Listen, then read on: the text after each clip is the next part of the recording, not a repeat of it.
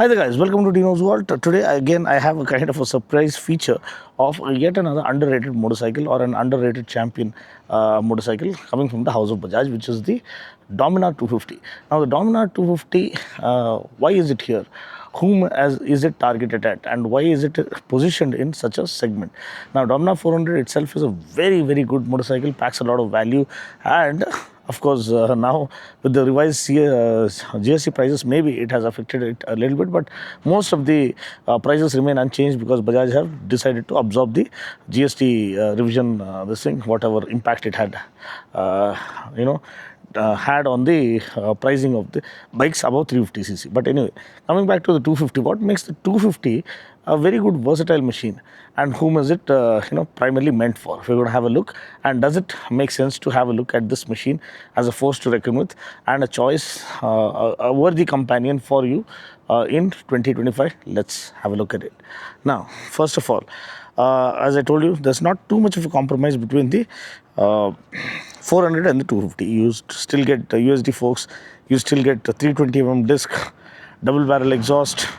The design silhouette is the same, the beam perimeter frame is the same. You get nitrox gas charged shock absorber at the back, 13-liter tank, accessible seat height at 800mm, good quality seat. They call it German quality seat, and I think you do have bungee cords underneath this to slap on your tail bag much more effectively. The lighting on this bike is top notch. Nothing even comes close to matching the lighting of the LED lighting, front or rear, in this segment or in this price point. It's all LED lighting, 37mm USD forks. I think the 400 gets 43mm USD forks.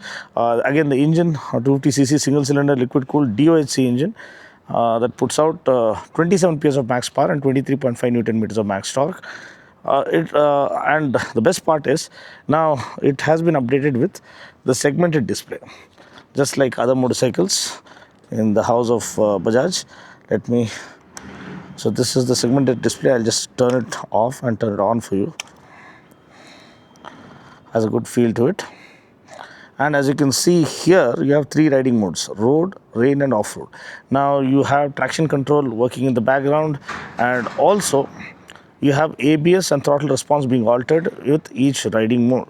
You have a mode button here, and of course high beam flasher, engine kill switch, again the light button, and a dedicated starter button.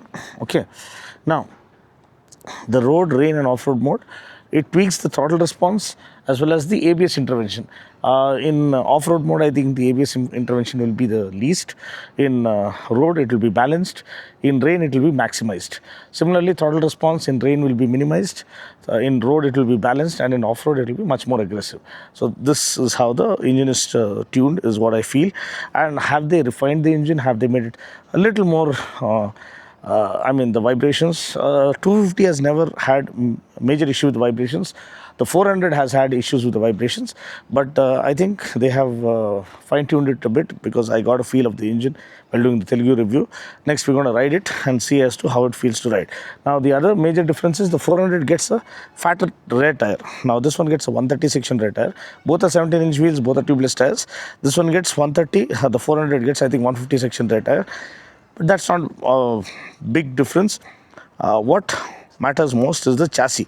The chassis is one of the highlights and strong points of this machine, which makes it such a absolute riot to ride through the highways and the freeways and not feeling fatigued, not even 1%. I love the 3D badging on the tail section, and the Dominar 3D badging.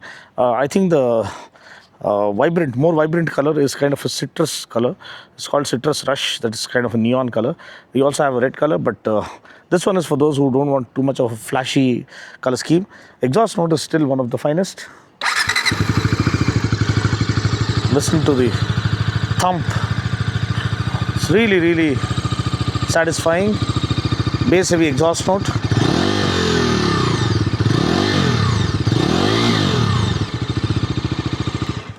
And you have a good spacious seat. Again, better quality foam is what they claim. You get a tank pad as well on top as standard. The handlebar raise the handlebar to the perfect setting where you can ride for hours together without feeling tired. So this wraps up the overview of the Dominar 250.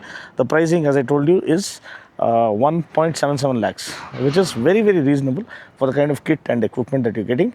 And 1.77, less than 1.8 lakhs for a 250cc motorcycle is absolute steal deal, with the kind of ABS, slipper clutch, traction control, riding modes and whatnot. Everything has been included, and the design silhouette itself is very, very convincing that you're getting more bike for the kind of amount you're shelling out, because it's a kind of a sports cruiser design, almost like a Desi Diavel. So I'm pretty damn sure it's going to ride well. So let's not waste any more time. Let's hit the road now. Okay, so now it's time to ride the 2025 Dominar 250. It does get Bluetooth connectivity as well, and turn-by-turn navigation as well. The new console, just like the 200NS, as well as the Dominar 400. Nice grunty engine as always.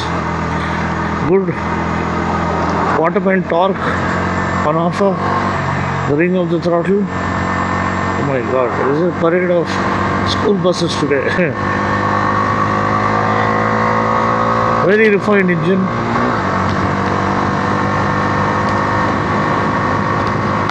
Very, very refined engine. So very stable thanks to the beam perimeter chassis.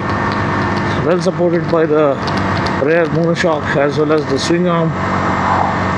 Rock solid stability, great front end feel thanks to the USD forks. And as I told you, the USD forks are not too stiff to break your wrists. Well damped to kind of absorb all those undulations of the potholes that the city streets have on offer. Very good riding posture. The ergonomics are so bang on this motorcycle. No wonder my friend switching from his previous motorcycle to this one felt like pure heaven as he went on munching miles without any fatigue whatsoever. And very good throttle, very clean response. It's not overly intimidating again. Yeah, we still get 130 section rear tire, but still it does a good job. There is no wobble,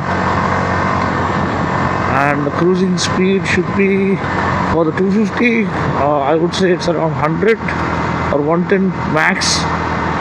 For the 400, it will be around 120, 130ish.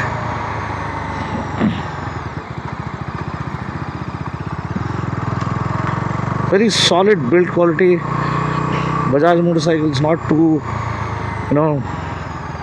expensive to maintain, not too heavy to maintain on the pocket. Just look at it.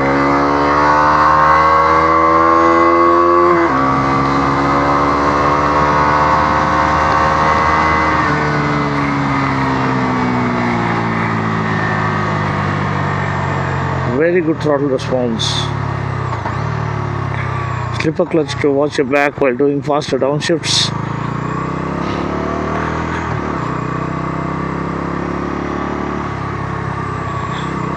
As you grow older, slightly towards the 40s, bikes like these start appealing to you. Once you're over that super sport kind of genre and era, you've had enough of that aggression and intensity. You want to sit back, relax, and have the same kind of thrill and intensity and throttle response, but with a comfortable seating posture. That's where bikes like Dominar really shine. The comfort of a tourer with the response or the power of a sport bike. That is a winning combination on any given day. Who wouldn't want comfort with a sport bike like performance? And that's where this still is an underrated champion. Both the Dominar twins, be it the 400 or 250. As I told you, 250 is primarily for those who do a lot of city riding and occasional touring. 400 is for those who do regular touring and long distance touring and occasional, not too much of city travel. So that is something you need to note. Apart from that, everything seems to be bang on, be it the equipment, the fit and finish, the build quality, the powertrain.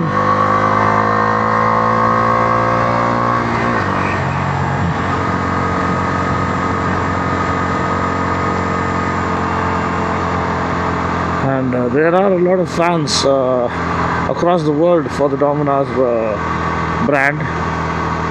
So that talks about our Indian brand winning hearts across the world, which makes us feel proud as Indian motorheads. So that's pretty much it. It still is a force to reckon with, a very good value proposition, priced under 1.8 lakhs for a 250cc mile muncher, loaded with all the goodies and tech with traction control, ABS, slipper clutch, you name it. This one has, including riding modes as well. So this one is unbeatable in terms of value, and something that you should consider even in 2025 if you're looking for the best of both worlds. I mean, sport bike like performance with the nice, relaxed, comfortable seating posture of a touring machine. Nothing gets better than this. Thanks for watching. I'll catch you guys in the next video. Until then, take care, God bless, and ride safe.